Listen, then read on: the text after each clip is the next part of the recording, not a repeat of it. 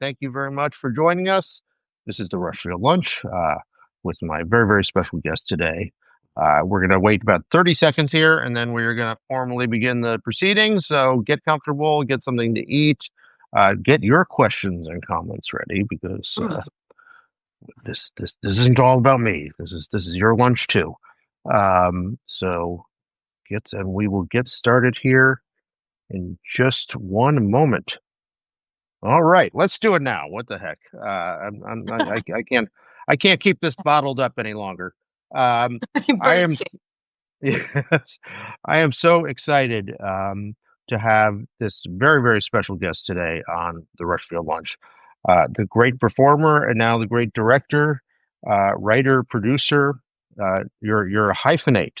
Have you ever thought you'd be one who has written who has written and directed such an amazing film that I have many, all kinds of questions to talk about. Welcome. Thank you for joining the Rushfield Lunch. Kristen Stewart. Hi, thank you so much for having me. I'm stoked.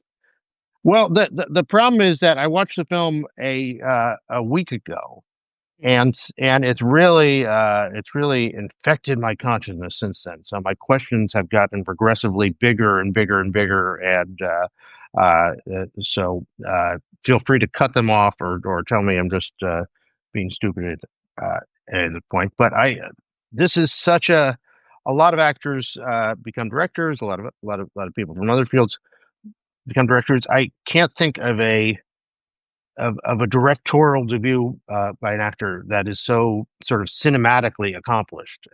This is such a pure piece of filmmaking. And you think of a lot of people get in, they have a story they want to tell, they have something, but you really conceive this as a piece of film. Good. I know it was a long journey to the screen for you. Can you just tell me how? And we're talking, of course, sorry, I should introduce it. Her new film is The Chronology of Water, which was going to come out on December 5th. It's based on a novel by Lidia uh, Yuknavitch. Am I pronouncing that correctly?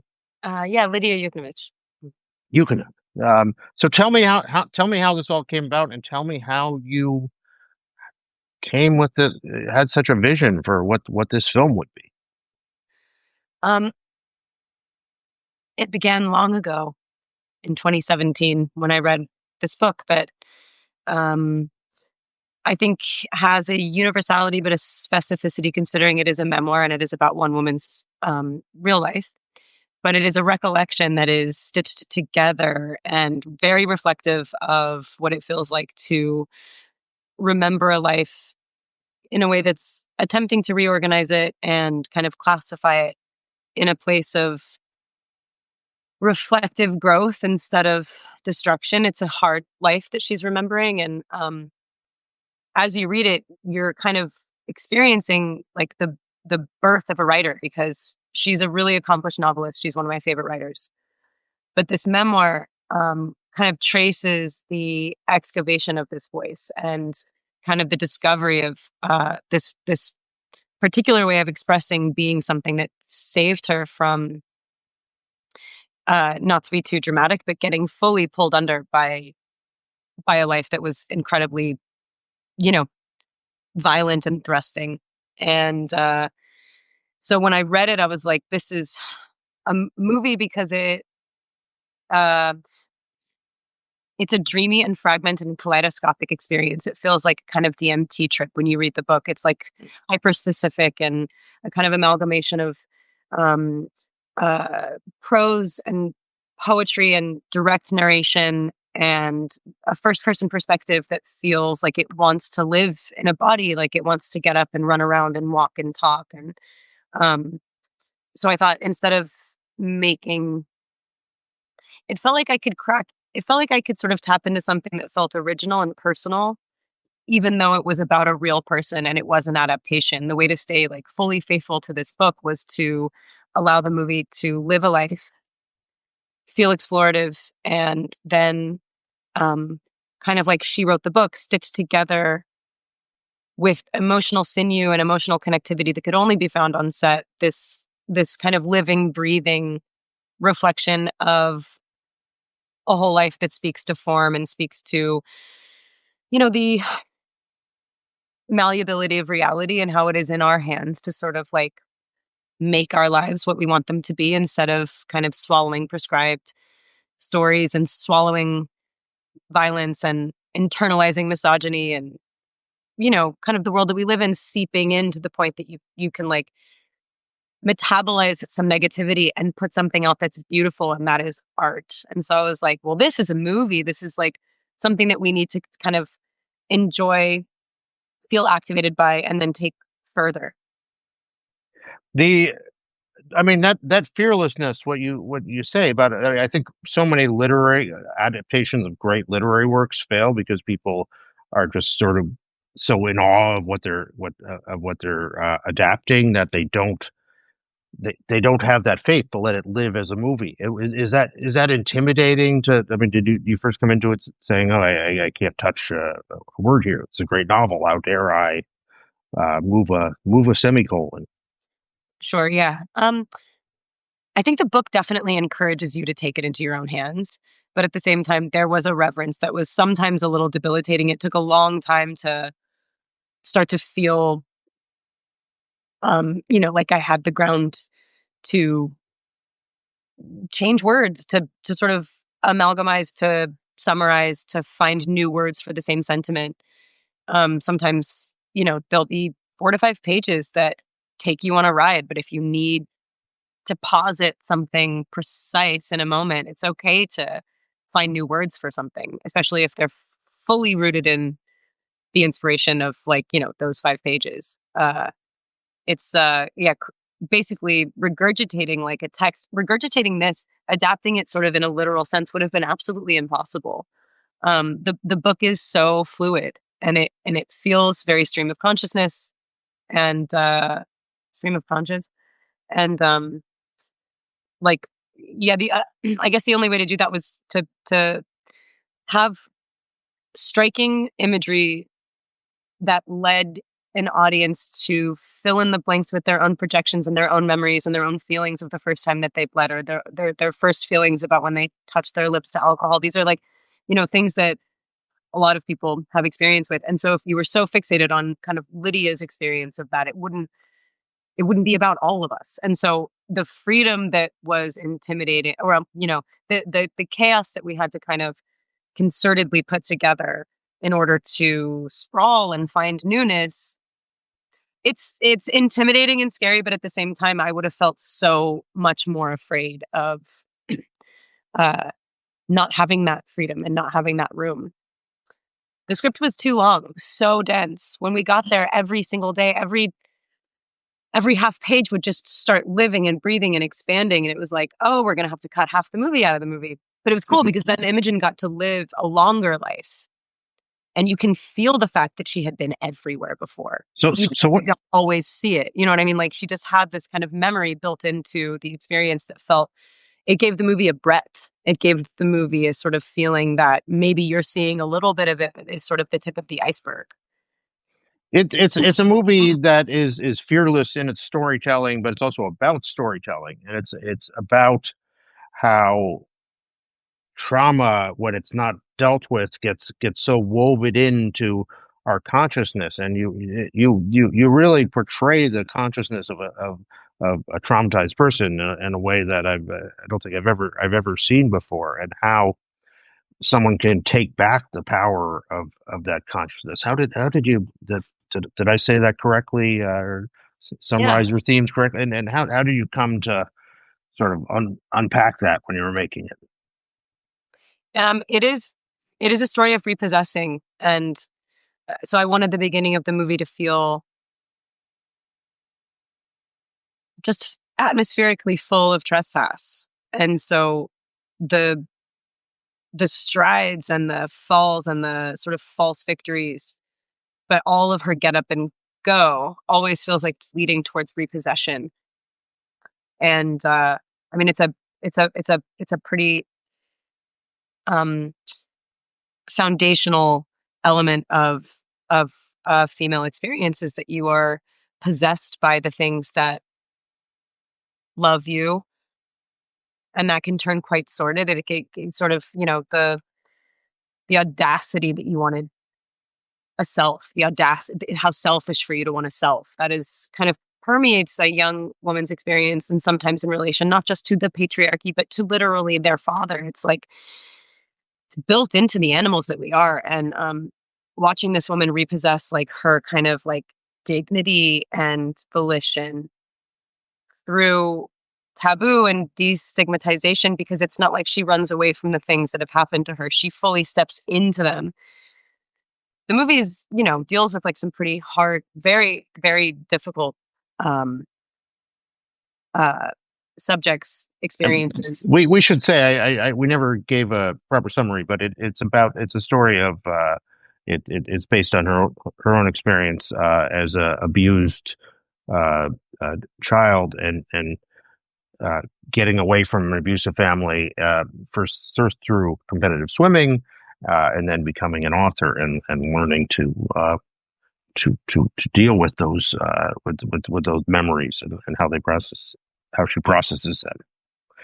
Yes. And so there's like a kind of first person perspective, and one that is quite far away from that initial foundational abuse that she endured, which was pretty horrific, but done in a kind of poetic way in which she's able to re-narrativize over those experiences and kind of repossess the perspective.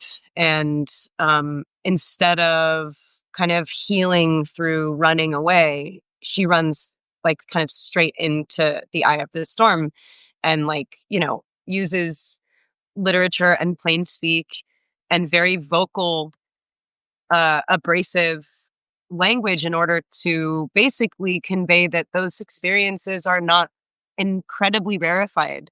They might be overt in this scenario, but I think there's like a referential and um a very bolstered relationship that the movie has to literature and certain sort of transgressive feminist literature that's made it okay to just talk about it.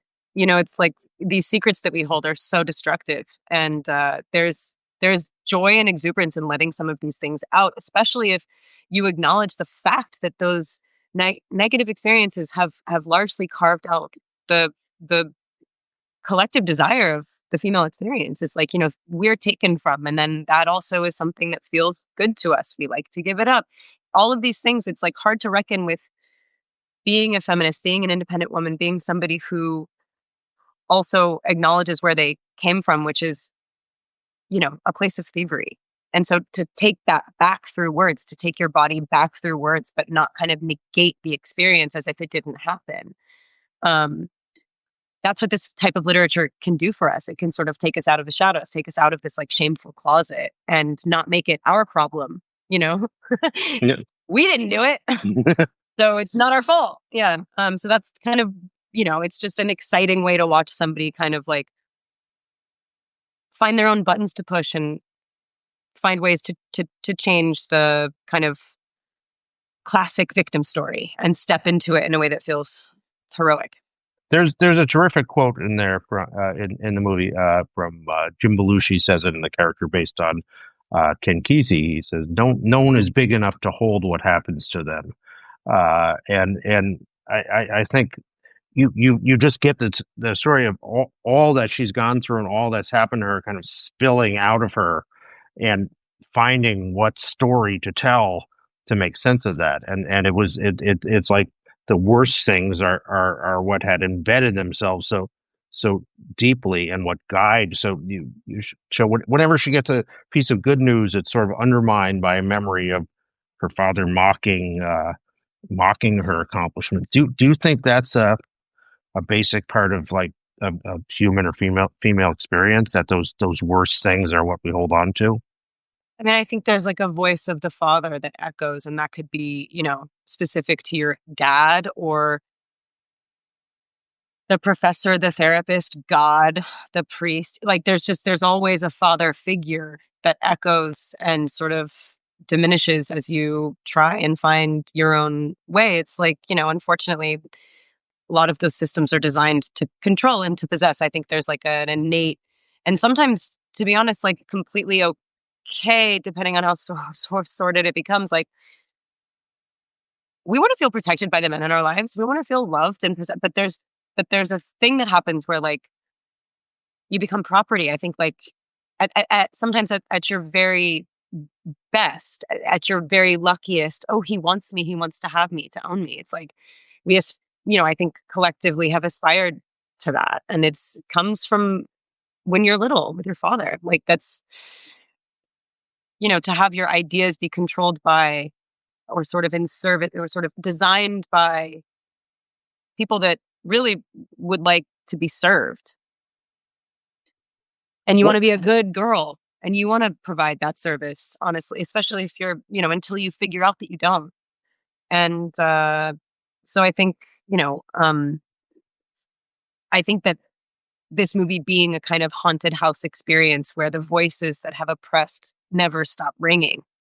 Even as she gets older, she hears her father's voice in her head. Even when she gets, even when she's an accomplished, wise, doctor, a professor that activates other women's voices and has found her own and is a completely accomplished novelist with a huge following, just like a huge fan base. Eh, those kind of ghosts, they don't ever go anywhere. I mean, that's it's not a fixable problem. That would be so nice to sort of like climb the mountain of adversity and be like, we're done. Yeah. I mean, It's why people keep writing. I feel like it kind of to get grandiose with your themes there. It is the problem with society and how we communicate and how we see and how society these days sees our narrative, that we're sort of in a unprocessed uh, trauma is what guides. So we're unable to deal with experiences. If you look at the state of society, we react in the worst ways to everything because we have so much that is undealt with here. And this movie shows the power of storytelling to sort of re reshape our orientation there and everything. Do you feel like that with society? Will you endorse my thesis there? Yeah, it's a collective experience for sure, but it starts with like every individual, like um the amount of kind of like understanding and smiling and laughing and keeping sweet kind of in order to make people that feel defensive about about the pink elephant in the room, which is the patriarchy. It's like, it's tough for people to talk about. I think there's guilt, and I think then people get mad about feeling guilty, and and that's how we internalize all this misogyny because we don't want to make other people uncomfortable. There's like a natural kind of like people pleasing thing that I think is like not a bad thing, but definitely like contributes to like we could have like really open kind of like come to Jesus conversations about the fact that we should all kind of like inhabit an equal amount of space and lift each other up in a way that could be easier if we could just sort of when I say we, I really do mean like guys who have a problem acknowledging the fact that it's been like this for a long time. I mean, honestly, like I just read this like ridiculous thing the other day, and who knows about statistics or whatever, but that like 4% of the movies that were successful this year were directed by women. It's like 4%. That was an article by me Oh, really? yesterday. Yeah, yeah.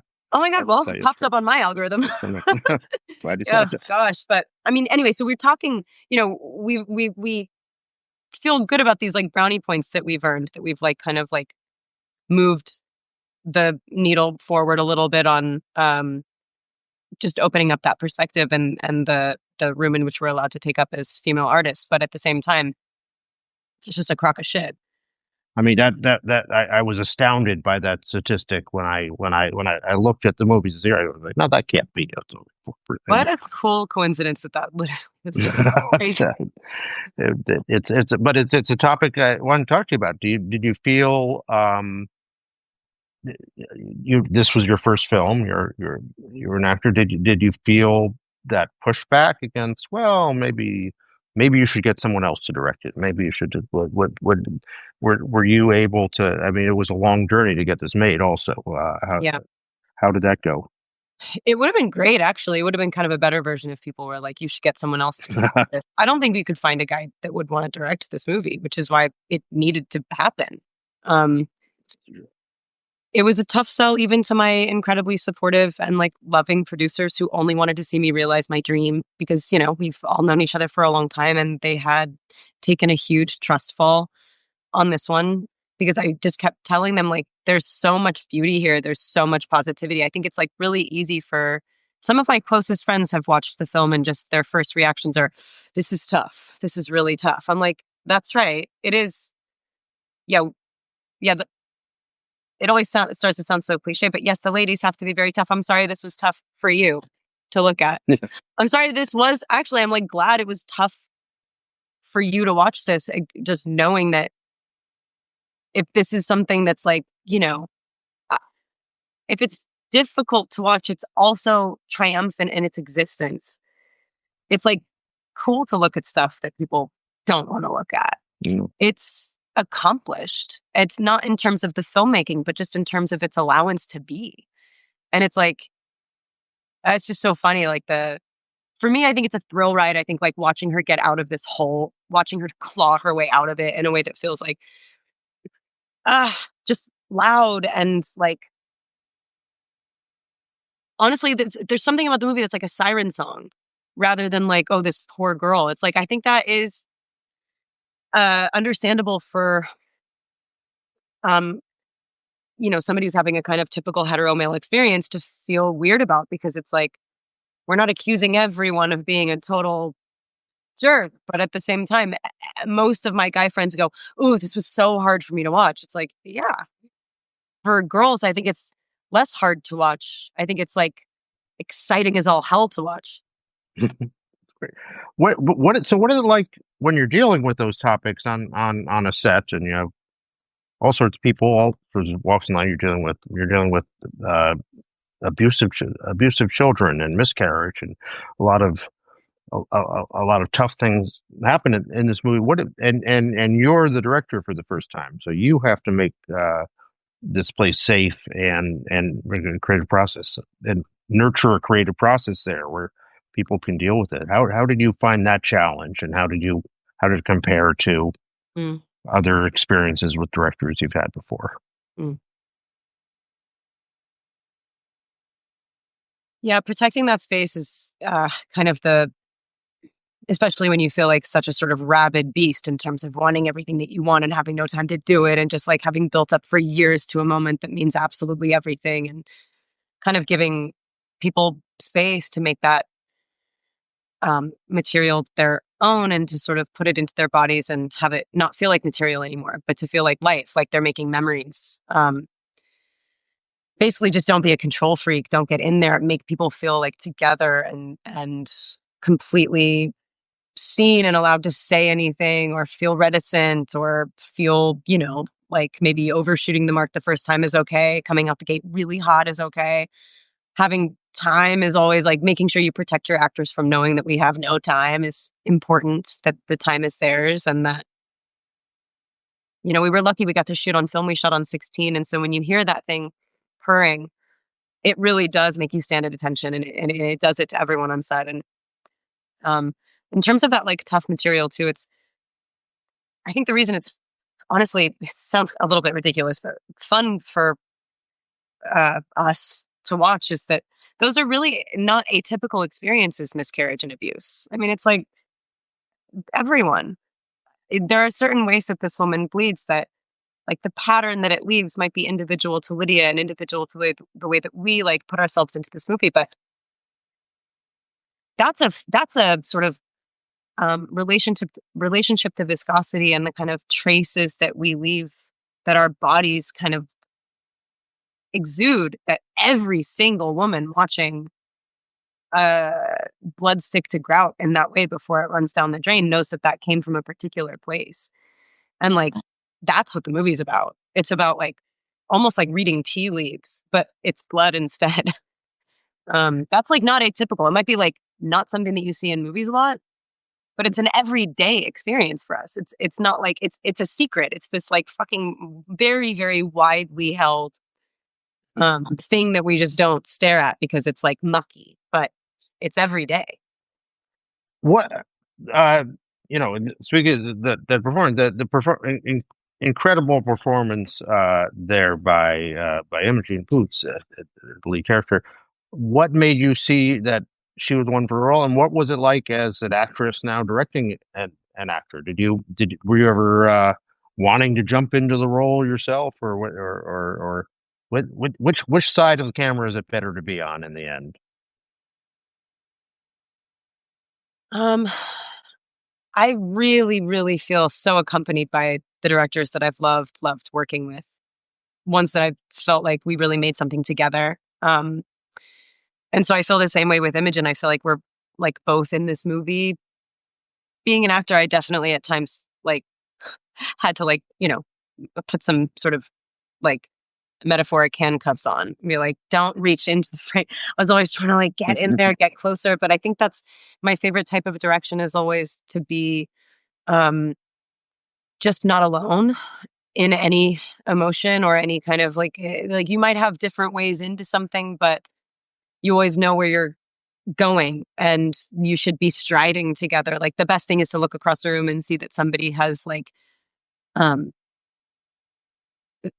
that they're sharing feelings and that they're contagious and it's not always over intellectualized, but that we all might be here for separate reasons and have separate desires and impulses, but when you put all of those in the same room, they just get bigger. So for me, like acting and directing is there's an aspect that is like they're just like sisters, those two jobs. So between acting, directing, and writing, could you pick a favorite of those three, and the one you'd never do again? No. No, they're so like they just one, they all just exist in tandem. Um, yeah, I think they all just totally exist in tandem. I think because even, I think some of the best collaborations I've had with directors, and then conversely, as a director with actors, they're writing the movie with me every day. Um, like they're directing the movie with me every day. I'm performing the film with them every day. Like it's really just this. I mean, there's like a always a redistribution of responsibilities, but the course, the spine of why you're there is you should be sharing that spine, like the whole like reason to be. We got a question here in the chat. So Marie asked, why did Imogen audition for the role in the first place? Had she read the book beforehand?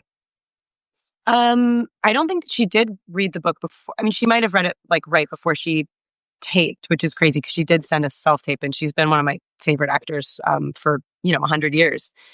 I love everything she's ever been in. She's like just one of my favorite people, and I had never met her before actually, and we had a lot of mutual friends, and it was one of those things that felt like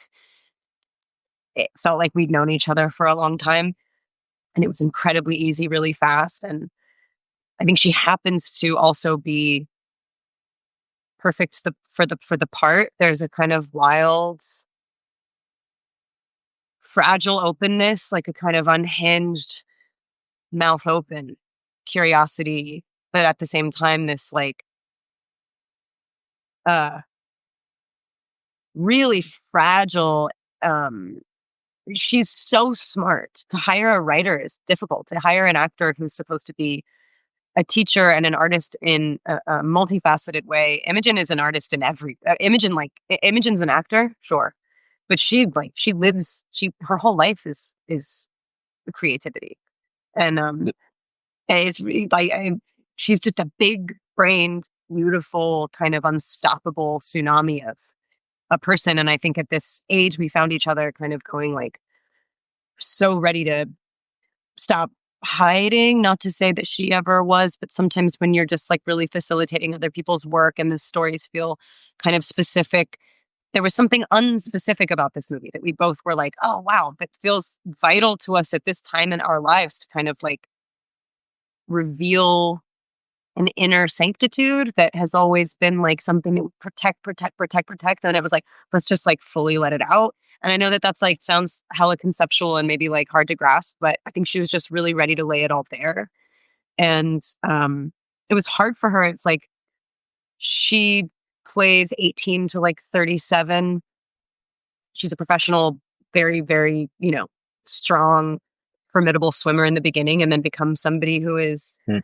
kind of drowning and barely there and receded. And, as strong and vital as she is, she's also somebody that feels like she could, in a breath, be lost. And Dylan and I, when we were talking about just making this whole movie, it was like, how do you be so many people at once? How do you be somebody that because she's a frustrating protagonist. Like, how do we find somebody who you love so much, who's like so unbelievably charismatic that they can be that frustrating? So it's just all of those things. It was like, I know directors love to say this about their stars, but there was absolutely no one but Imogen to play this. She's Hmm. a mermaid. I mean, yeah. Yeah, I mean, she left nothing on the floor there. I mean, that is impossible to imagine anyone else in that part. The other piece of casting I have to ask you about that is really inspired is it. No, how did you come up with Jim Belushi for the Ken Kesey character? That's which you wouldn't have thought of, but he's perfect for it.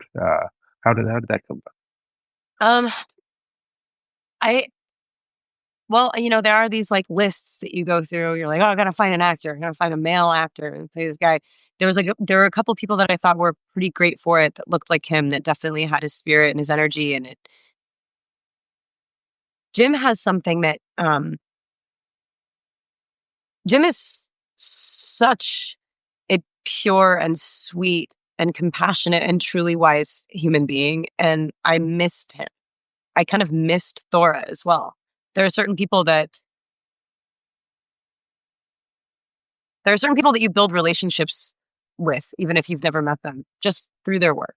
And I had relationships with both of these people. Um, and Jim ended up being, you never know how it's going to go. I just felt like this instinct towards him that he was like, and I was probably projecting, but there was like a sense that he might be able to help us through loss, that there's a storyline between them that is really uh, um, insulated and isolated. They're really, really isolated in this particular feeling of up? having lost their children. And he feels like a father to me. I don't know. It was totally instinctive, and ultimately it paid off like I, unbelievably. This man, he's so smart. He gives so much. He knew so much about this person that he was playing, and he read the book so many times and really understood what he had to offer this young woman in a time that she really needed it. There are people that you meet that like sort of make it okay for you to keep going. And they're very different. They're generationally so opposed. They inhabited completely different cultures and lives, and like obviously different forms of privilege. Like that man, they have not had the same experience whatsoever, but yet they're able to kind of reach out and touch when they really, really need it. He is just the best. I don't even know how to yeah. And he would come through with really substantiating um, improvisation that made a particular scene between them that is their last scene feel like it lands in a narrative sense that was just impulsive, but so spot on about the central metaphor of the movie. But kind of then like kind of just blowing it out of the water and saying kind of nothing really matters. Um, It's like when your dad looks at you and goes like, honestly, kid, you got to calm down a little bit and take like, just don't sweat the small stuff. There was just something about him that felt like alleviating and beautiful and honest. And like, I would do anything for that man. I love him so much. a brilliant choice, and it worked out perfectly. Just ask you one question about career-wise. I mean, you were born into the entertainment industry. Your parents worked. You lived here. You performed in it at the very highest levels, and then you made this choice to go into independent film, and you've become this doyen of independent film. You made one sort of fearless uh, artistic choice after another here, and it seemed like you've never looked back into the studio world. tell me about that choice, and what was it a choice at the time, or how did that come about, and how do you feel about that these days? Um, I mean, the first movie that I was ever cast in was a really tiny independent movie by Rose Trochet, and so it did like sort of give me my initial taste of the freedom that you can have on a movie set with like-minded people telling the same story. And I think maybe I was kind of under uh, some kind of, I know I won't say like false hope notions, but just I thought maybe you could always infuse different environments, depending on how much they're like costing. I always thought we could make studio movies really good, and I just think maybe it's not impossible, but I philosophically am like somewhat opposed to having whether or not something's going to be successful and having a sort of committee of people running the numbers and crunching the numbers on how long or short something should be and whether or not like audience engagement lost. If someone looked at their phone for one second, I'm like, I really think like for me, even though it takes an army and it takes a family and making a film is not just the effort of one person. It's not the genius of one person, but it is led by a singular perspective. And everyone's in loving service of that. And if it's not an act of love and it's just like purely designed to make sure that we all get our money back, I think that the system is just not conducive to making uh honest, impulsive stuff. And I'm like less interested in it. But at the same time, who knows, Maybe like something wild happens and I do a big movie with someone who can somehow protect everyone. But it's really hard to do that in a system that's like so fearful. So no, I don't like it that much, but I don't need to because we've got all this. We've got the other side. I hope more people see your path, and see what great things can come of it, and follow you there. We come now to normally on these conversations, I ask about the new project for about 5-10 minutes, and then we go on to talking about the state of the world. But there are so many things about this movie I want to talk about that I could have gone another 4 hours on that. So thank you for inspiring so much. But we come to our big final question now that we ask everyone. The syllabus for Hollywood. You have the chance here to assign either reading or viewing or a walk or a meal or whatever it is. Uh, everyone who works in the entertainment world, everyone who works in film will be required to consume these. They will be tested on this. So Mm. your syllabus for Hollywood, Kristen Stewart. Um, I guess kind of exciting to consider that I recently saw a short film by Barbara Hammer, and could be wrong about the title here. I think it's called Multiple Orgasm, and it's almost as if it was like I ripped her off. There's a sequence in the movie that is lovingly referred to, and I'm sorry to be crude here. Are we allowed to curse? I think I've done it a couple times already, but the girly fuck trip was very important to me. If we're going to talk about the female gaze, if we're going to talk about like, the reason stepping into this for me felt like important and what people might expect, I needed that experience to feel like it just grew organically from the depths of the ocean. Like we've just always been here. And I've recently seen this movie, and all of her work, to be honest, all of it. Um, it's very experimental, but it's so true and evocative, and just like it says so much by being so inviting and joyous. But I basically watched the short film and went, wow, that's in my movie. I made that also a little bit, maybe not as good, but maybe not as extreme, but definitely it's the echoes through history where you go, we are made of all of the experiences that led us here. And it's so fun to kind of look back into the canon of the things that formed us and go, I never even saw that, but we're all still kind of screaming that same siren song. So yeah, Barbara Hammer, go in, That's go all the that. way. It's intense. Everybody, you've got your assignment. That is required. You will be tested on it. Um, the That'll be a fun test. Absolutely. The film is Chronology of Water. My great regret for all of you is you've got to wait till December 5th to see it. That's too long because you should all see it right this second.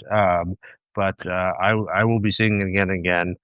Kristen Stewart, you're a genius. You made a great film, and this was such a moving conversation for me. And I really thank you for joining us, and wish you great success with this movie. Thank you so much. That is lovely. I really feel that. And yeah, thank you so much for doing this. Take care. Best of luck. Thank you. See you soon.